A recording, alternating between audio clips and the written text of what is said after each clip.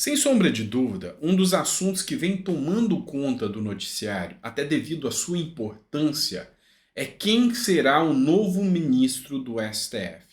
Já existe uma aposta quase que acertada. Lula, inclusive, já declarou, com todas as letras, que já tem um nome: Zanin. Mas quem é o Zanin e por que o interesse de Lula em colocar o Zanin como ministro do STF? O Zanin nada mais, nada menos é que o advogado de Lula.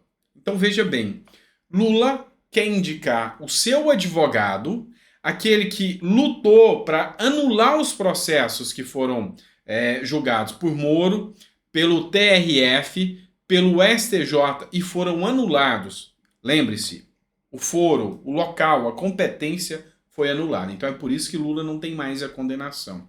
E ele foi quem advogou e atuou nesse trabalho. Então, assim, Lula tem diante dele um nome que é fiel ao Lula.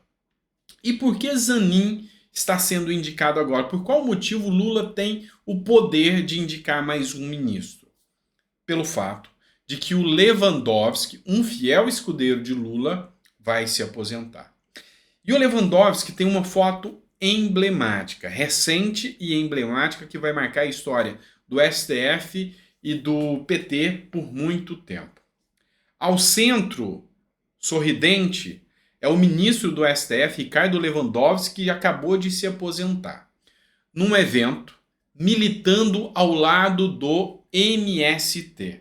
Lembrando que no direito brasileiro é vedado, é impedido que um ministro do STF ou qualquer juiz participe de eventos políticos, mas ao STF parece que isso não cabe. E o pior, ao lado de Lewandowski, olhando para cima, está o Stedley, ao seu lado esquerdo. Quem é o Stedley? Stedley é um sindicalista que acompanhou Lula na viagem à China, bancado pelo nosso dinheiro. O portal de transparência teve que anunciar os gastos e o Stedley foi a pedido de Lula. Foi para a China, um país que tem uma economia capitalista, um país que é mais voraz, talvez até que os próprios Estados Unidos, no mercado. Socialista na política, na economia ele é liberal e aberto. Para chegar lá e falar de invasões de terras, seria ele uma espécie de conselheiro do Lula? O que esse homem está fazendo ao lado de Lula lá na China? Pois bem, mas esse é um assunto para outro vídeo. O assunto agora é a questão do STF. Enfim, saindo o Lewandowski, entra o Zanin. Aí, alguns começam a fazer a discussão, tanto de direita quanto de esquerda. Não agradou ninguém. Lula vem perdendo a sua base, porque Lula não vem agradando ninguém. Nem direita e nem esquerda. Somente aqueles militantes fanatizados.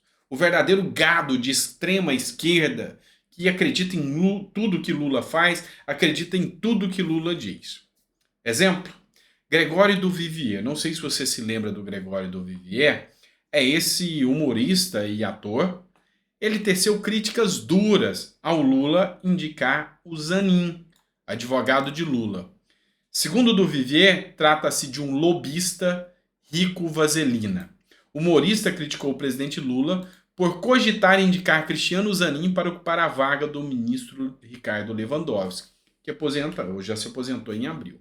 Segundo ele, Lula tinha que cumprir as promessas que ele faz. Indicar uma mulher, um negro, alguém da comunidade trans, uma pessoa com deficiência. Enfim, as possibilidades eram muitas. Mas mesmo assim ele indica um branco, rico e lobista. Essa é a crítica do Gregório do Vivier. A resposta de Lula, como sempre, aqui na revista Cruzoé, a gente traz: Lula não quer se comprometer em indicar mulher ou negro ao STF.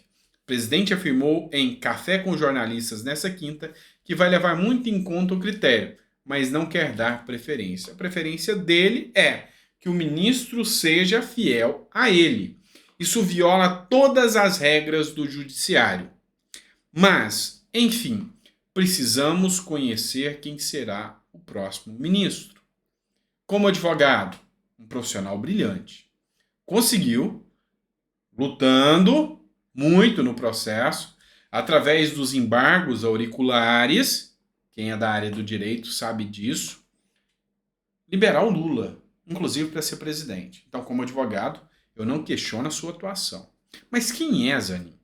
O porquê ele merece ser o próximo ministro do STF? Quais os feitos dele para a sociedade, para o Brasil? Só liberar Lula? Pois bem, vamos entender um pouco mais. Há críticas pesadas sobre Zanin. Uma delas, que ele costuma perseguir jornalistas. Ele ingressou com ação contra jornalista e perdeu em algumas instâncias e chegou a levar ao STJ. Eu não analisei o processo, mas segundo as informações que foram divulgadas na mídia, ele se incomoda muito com os editoriais que o criticam. Seria essa uma postura de um ministro do STF que não gosta da imprensa? Ou seria só mais um dentre os que já estão lá que também pensam assim? Agora, ontem, no domingo, um novo editorial publicado na Folha de São Paulo chamou a atenção. 3 babás vão à justiça contra Zanin e contra a esposa, sobre a alegação de jornada abusiva pedindo dano moral. Além da Folha de São Paulo, também a revista Cruzoé, o Antagonista, divulgaram essa matéria. E preste atenção. Foram 3 babás, 2 em 2017, e diz o seguinte, o editorial. 3 ex-babás dos filhos de advogado Zanin, que da foto, e sua esposa Valesca Teixeira Zanin, ingressaram na justiça com acusações de danos morais e condições de trabalho abusivas. Foi o que disse a Folha de São Paulo. 2 das ações são de 2017. Segundo informações da Folha de São Paulo, uma já foi julgada e Zanin foi condenado ou fechou um acordo para pagar. Não me recordo aqui ao certo o que diz a Folha de São Paulo. Só que um trecho da Folha de São Paulo. Nas peças, em linhas gerais, os advogados relatam que as trabalhadoras eram ofendidas por Valesca e tratadas de forma humilhante por ela. Os processos correm em sigilo e a Folha apurou que já houve pagamento de indenização no caso de 2017. Enfim, mais uma coisa que pesa em relação à postura ético-social em relação a Zanin para ocupar um cargo tão importante. Seria o critério ser advogado do Lula tão importante assim? Seria o critério ser advogado do Lula tão imperioso a ponto de colocar na maior corte do Brasil alguém que vai estar lá e vai decidir parte dos rumos da nação em suas decisões? Tudo isso é muito crítico e tudo isso é muito caótico. Qual a sua opinião? Estaria Zanin apto e preparado a assumir uma vaga no STF só por ser advogado de Lula? Coloque seu comentário. Bora partir para outra pauta aqui muito importante. Olha só, essa matéria foi publicada no Terra Brasil Notícias e eu averiguei. Já foram 3 matérias que eu fiz em relação aos militares. Uma delas, eu mostrei que os coronéis de alta patente estão recebendo cerca de 300 mil depois que o Lula assumiu. O comandante-geral, em apenas 2 meses, chegou a receber 750 mil. E agora, mais uma grave informação que chega em relação aos militares. A onda de pedidos de baixa de oficiais do Exército e Aeronáutica assustaram os comandantes. Oficiais do Exército, da Aeronáutica, estão pedindo para sair, simplesmente, da baixa no serviço militar, para sair. Eu fui atrás da matéria, que está na revista Sociedade Militar. Dezenas de oficiais se recusam a permanecer no Exército e Aeronáutica depois de constatarem falta de perspectiva, em especial depois da assunção do governo Lula, que piorou ainda. Ondas de demissões nas Forças Armadas, oficiais de academia de elite e oficiais médicos abandonam a carreira militar no Brasil. 2 são os pontos que são criticados aqui pelos oficiais. Um deles, que já não há mais perspectiva de crescimento. O segundo, que há um apadrinhamento muito grande, ou seja, para crescer na carreira é só aqueles que são parentes já dos comandantes, dos generais. Esses crescem. quem soa, mostra trabalho e coloca um trabalho árduo, esse não consegue crescimento. Esse não consegue crescimento. Outra questão, que os comandantes têm uma visão toda ditatorial do serviço do Exército. Segundo eles, se você não fizer favores aos coronéis, aos comandantes, simplesmente você não consegue nada. Você vai ser castigado. E por causa disso, nomes promissores do Exército que têm uma simetria em realmente lutar pelo Brasil estão dando baixa, e nomes que poderiam realmente fazer a diferença no Exército. Tá?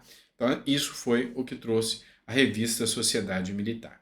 Por fim, voltando a falar do primeiro ponto que a gente falou, que foi do Stedley, o Arthur Vigílio já foi senador, já foi deputado e um dos criadores do PSB. Hoje o partido do Alckmin, ele traz críticas ao Stedley, aquele mesmo que estava aqui ao lado de Lewandowski, tá? Estava ao lado do Lewandowski nessa foto aqui. Qual é a crítica do Arthur Vigílio? Stedley e MST, que é o Movimento Sem Terra, são conselheiros de Lula? Olha só o que ele traz de críticas aqui. Lula diz à imprensa chinesa que Brasil não vai mais vender empresas estatais.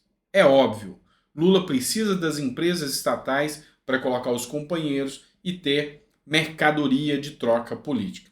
Ponto. Esse é o motivo.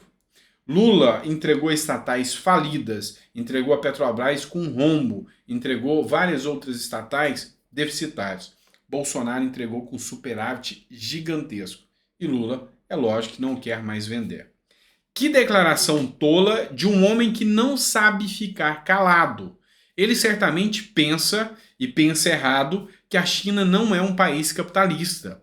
Não sabe que a China é capitalista, nem que ela é tão capitalista quanto os Estados Unidos. E muito mais capitalista que o nosso indigitado Brasil.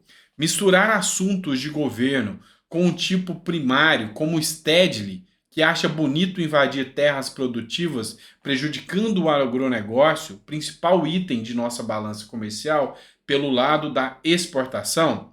E o presidente gasta dinheiro público, incluindo um tipo assim, numa viagem à segunda superpotência do planeta.